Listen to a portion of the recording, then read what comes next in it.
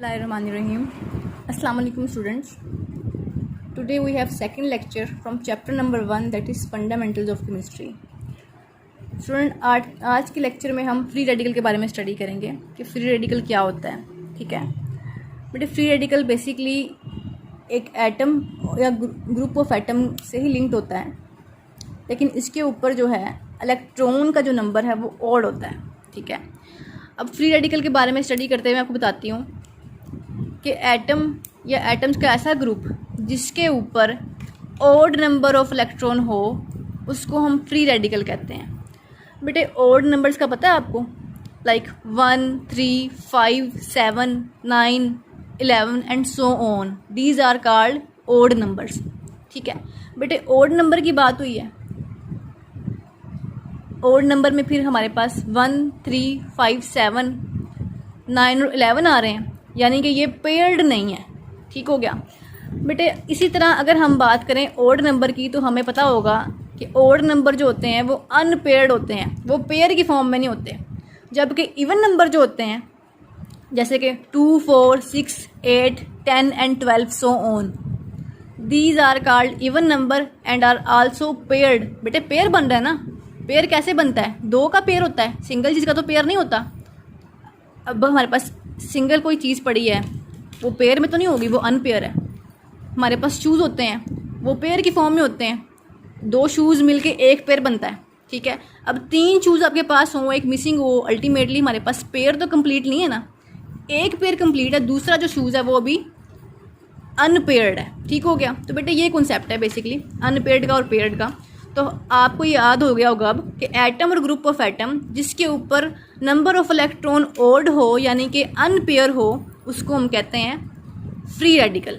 ठीक हो गया बेटे. बुक में आपकी डेफिनेशन लिखी हुई है, एटम और group of atom that possess odd number of electron. Odd number of electron यानी कि unpaired electron is called free radical. समझ आ गई बात आपको? बेटे फ्री रेडिकल को हम रिप्रेजेंट करने के लिए उसके ऊपर डॉट से इसको रिप्रेजेंट करते हैं. ठीक है, आपको याद होगा जब हम आयंस को रिप्रेजेंट करते थे तो उसके ऊपर कोई ना कोई चार्ज हम पुट करते थे ताकि हम इसको डिफ्रेंशिएट कर सकें कि ये आयंस है, और आगे से प्लस के चार्ज से हम डिफ्रेंशिएट करते थे कि ये केटाइन है. अगर उसके ऊपर नेगेटिव चार्ज होता था तो हम डिफ्रेंशिएट करते थे कि ये एनाइन है. ठीक है, अब हमने फ्री रेडिकल को केटाइंस और एनाइन से डिफ्रेंशिएट करने के अलावा उसकी रिप्रेजेंटेशन करने के लिए उसके ऊपर डॉट लगा देते हैं. ठीक है, ताकि हम इसको पहचान सकें कि ये बेसिकली फ्री रेडिकल है. ठीक है, free radical is represented by putting a dot over the symbol of an element.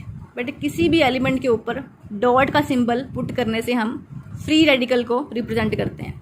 But यहाँ पे ये हाइड्रोजन के ऊपर डॉट लगा हुआ है, इसका मतलब है ये हाइड्रोजन का फ्री रेडिकल है. ठीक हो गया बेटे. HCC जो कि मिथाइल रेडिकल है और मिथेन से अचीव होता है, इसके ऊपर भी डॉट है, that's mean this is also a free radical. ठीक हो गया बेटे. अब बेसिकली हम ये देखने लगे हैं कि रेडिकल की फॉर्मेशन कैसे होती है, रेडिकल फॉर्म को हम किस तरह से बनाते हैं, रेडिकल किस तरह से जनरेट होता है. तो यहाँ पे हम देख सकते हैं homolytic breakage of a bond between 2 atom generate free radical. बेटे होमोलाइटिक ब्रेकेज है बेसिकली किसी भी एटम के अंदर जो बॉन्ड होगा उसको ब्रेक किया जाएगा होमोलाइटिकली. होमोलाइटिक का मतलब है इक्वल ब्रेकेज. होमो का मतलब है बेटे सेम, लाइटिक का मतलब है ब्रेकेज. तो अब हम इसको समझेंगे इस टर्म में, होमोलाइटिक को इक्वल ब्रेकेज. मैं यहाँ लिख देती हूँ बेटे इक्वल ब्रेकेज. ठीक है, लाइटिक मतलब ब्रेकेज, होमो मतलब इक्वल या सेम. ठीक है, homolytic breakage of bond between 2 atom generate free radicals. ठीक है, आपके पास शॉर्ट क्वेश्चन आए how free radical is form या how free radical is generate. तो आपने लिखना है homolytic breakage of bond between 2 atom generate free radicals. ठीक है, इसके अलावा दूसरा मेथड ये है कि जब भी कोई एटम अब्जॉर्ब करेगा हीट को या लाइट एनर्जी को तब भी इक्वल ब्रेकेज होगी. ठीक है, व्हेन 2 एटम अब्जॉर्ब हीट और लाइट एनर्जी इक्वल ब्रेकेज यानी कि homolytic breakage take place, as a result free radical is form.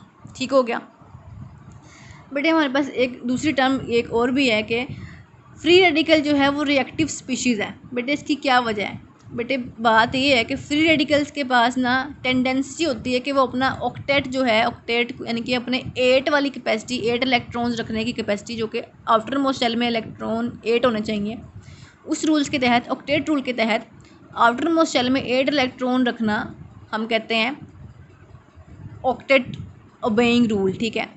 Free radical has tendency to complete its octet, that is why it is reactive species.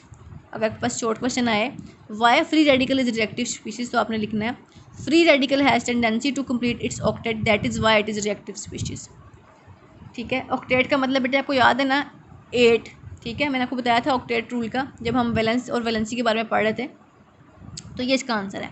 अब बेटे यहाँ पे example है हमारे पास एक molecule की जो कि कन्वर्ट हो गया है फ्री रेडिकल के अंदर। सबसे पहले हमारे पास बेटे हमने क्लोरीन की बात की थी एग्जांपल में, हाइड्रोजन की बात की थी एग्जांपल में, और मिथाइल के फ्री रेडिकल की बात की थी एग्जांपल में। अब ये दोनों एग्जांपल हमें तीनों के तीनों फ्री रेडिकल्स प्रोवाइड कर रही हैं। अब देखें कैसे। बेटे क्लोराइड जो है ना सनलाइट की प्रेजेंस में यानी कि हीट एनर्जी को ऑब्जॉर्व करने के बाद कन्वर्ट हो जाता है फ्री रेडिकल के अंदर 2Cl डॉट मीन्स क्लोरीन जो है वो कन्वर्ट हो गई है क्लोराइड फ्री रेडिकल में, ठीक हो गया।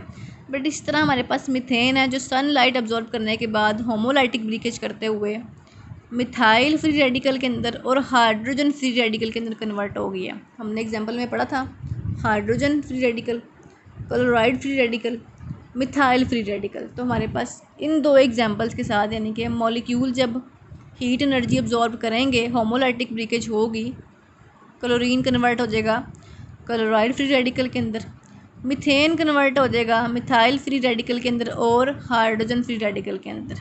इतनी सी बात थी। अब हमारे पास फर्दर है, हमने डिफरेंस पढ़ना है, what is difference between ions and free radical. तो यहाँ पे 3 मेन सिंपल से डिफरेंस हैं, बड़े आसान और बड़े इंटरेस्टिंग से हम देख लेते हैं। बेटे आयंस और फ्री रेडिकल के अंदर सबसे पहला डिफरेंस तो ये है कि आयंस जो होंगे ना उनके ऊपर कुछ चार्ज होगा, या तो पॉजिटिव चार्ज होगा या नेगेटिव चार्ज होगा। आप देखते ही पहचान जाएंगे कि ये आयन है।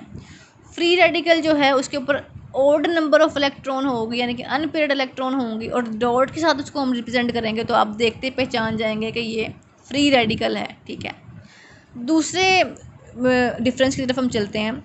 तो बात ये है कि जो आयंस होते हैं ना वो या तो सोल्यूशन की फॉर्म में एग्जिस्ट करते हैं या फिर क्रिस्टल लेटिस की फॉर्म में एग्जिस्ट करते हैं। आपको क्रिस्टल लेटिस स्ट्रक्चर याद है सोडियम क्लोराइड का।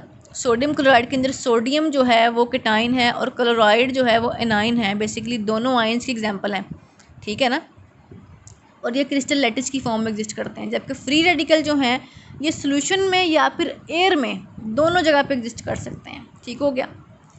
थर्ड और लास्ट डिफरेंस जो है आयन जो है इनकी जो फॉर्मेशन है ये लाइट की वजह से अफेक्ट नहीं होती, ठीक है। इनके ऊपर लाइट का कोई इफेक्ट नहीं है कि आयंस बनने के लिए लाइट का होना कोई ज़रूरी नहीं है। जबकि फ्री रेडिकल के लिए हमारे पास नेसेसरी कंडीशन ये है कि सन लाइट या हीट एनर्जी हमारे पास मौजूद होनी चाहिए, क्योंकि जब तक सनलाइट या हीट एनर्जी नहीं होगी तब तक होमोलाइटिक ब्रेकेज नहीं होगी, और होमोलाइटिक ब्रेकेज नहीं होगी तो फ्री रेडिकल जनरेट नहीं होगा, ठीक है।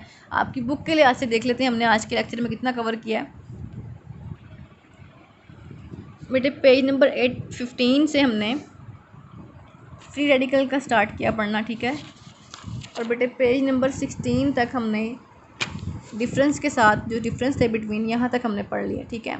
बेटे नेक्स्ट लेक्चर में हम टाइप्स ऑफ मॉलिक्यूल के बारे में पढ़ेंगे।